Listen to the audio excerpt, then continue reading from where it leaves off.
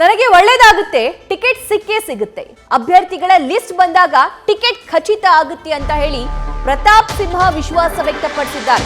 Mysuru ticket ಸಿಗೋ ಭರವಸೆಯನ್ನ ವ್ಯಕ್ತಪಡಿಸಿದ್ದಾರೆ. ದುರ್ಜನರ ಕೆಟ್ಟ ಆಲೋಚನೆ ಪ್ರಭಾವಕ್ಕೆ ಶಕ್ತಿ ಇದ್ರೆ ಲಕ್ಷಾಂತರ ಜನರ ಪ್ರಾರ್ಥನೆಗೂ ಶಕ್ತಿ ಇದ್ದೇ ಇರುತ್ತೆ. ನನಗೆ ಟಿಕೆಟ್ ಸಿಗಬೇಕು ಎಂಬ ಪ್ರಾರ್ಥನೆ ನಡೀತಾ ಇದೆ. ಜನರೇ ನನ್ನ ಪರವಾಗಿ ಅಭಿಯಾನ ಮಾಡ್ತಾ ಇದ್ದಾರೆ.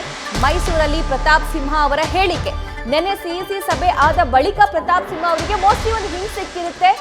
ಮೈಸೂರು ಕ್ಷೇತ್ರದಿಂದ ತಮಗೆ ಈ ಸಲ ಟಿಕೆಟ್ ಸಿಗೋದಿಲ್ಲ ಅನ್ನೋದು. ಸೊ ಅವಾಗ ಫೇಸ್ಬುಕ್ ಲೈವ್ ಬಂದು ತುಂಬಾ ಭಾವನಾತ್ಮಕವಾಗಿ ಮಾತಾಡ್ತಾರೆ. ಅದಾದ ನಂತರ ಇವತ್ತು ನನಗೆ ಟಿಕೆಟ್ ಸಿಕ್ಕೇ ಸಿಗುತ್ತೆ ಅನ್ನುವಂತ ವಿಶ್ವಾಸ ವ್ಯಕ್ತಪಡಿಸಿದ್ದಾರೆ.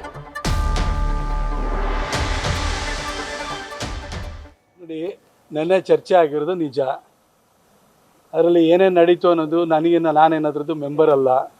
ಅದರೊಳಗಡೆ ಕೂತ್ಕೊಂಡಿದ್ದವ್ರದ್ದು ಏನು ಅಂತ ನಾನು ಕೇಳಿಲ್ಲ. ಚರ್ಚೆ ಆದ ಮಟ್ಟಿಗೆ ಅಲ್ಲೇ ತೀರ್ಮಾನ ಆಗಿದೆ ಅಂತಲೂ ಅರ್ಥ ಅಲ್ಲ. ಅದು ಫೈನಲ್ ಲಿಸ್ಟ್ ಬಂದಾದಾಗ ಅದು ಖಚಿತವಾದ ಮಾಹಿತಿಯಾಗಿರುತ್ತೆ. ಆದರೆ ನಾನು ಹೇಳೋಕ್ಕೆ ಇಷ್ಟಪಡೋದು ಇಷ್ಟೇ, ಕಳೆದ ಒಂದು 3-4 ದಿನಗಳಿಂದ ಇಡೀ ರಾಜ್ಯಾದ್ಯಂತ ನನ್ನ ಕ್ಷೇತ್ರದ ಆಚೆಗೆ ಲಕ್ಷಾಂತರ ಜನ ನನಗೋಸ್ಕರವಾಗಿ ಒಳ್ಳೆಯದನ್ನು ಬಯಸಿದ್ದಾರೆ. ಭಾಳ ಪ್ರೀತಿ ವಿಶ್ವಾಸವನ್ನು ವ್ಯಕ್ತಪಡಿಸಿದ್ದಾರೆ.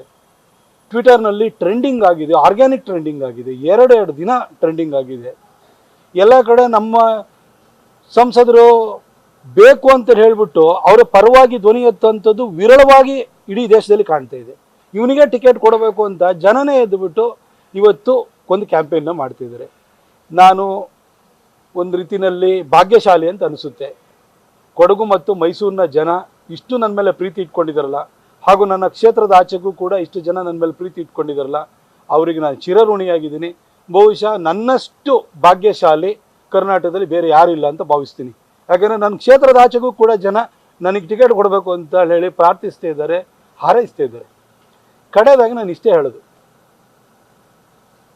ದುರ್ಜನರ ಕೆಟ್ಟ ಆಲೋಚನೆ ಮತ್ತು ಪ್ರಯತ್ನಗಳಿಗೆ ಪ್ರಭಾವ ಮತ್ತು ಶಕ್ತಿ ಇದೆ ಅನ್ನೋದಾದರೆ, ನನಗೆ ಟಿಕೆಟ್ ಸಿಗಬೇಕು, ಒಳ್ಳೆಯದಾಗಬೇಕು ಅಂತ ಹೇಳಿ ಹಾರೈಸ್ತಿರುವಂತಹ ಲಕ್ಷಾಂತರ ಜನರ ಪ್ರಾರ್ಥನೆಗಳಿಗೂ ಕೂಡ ಶಕ್ತಿ ಇರಲೇಬೇಕಲ್ವ?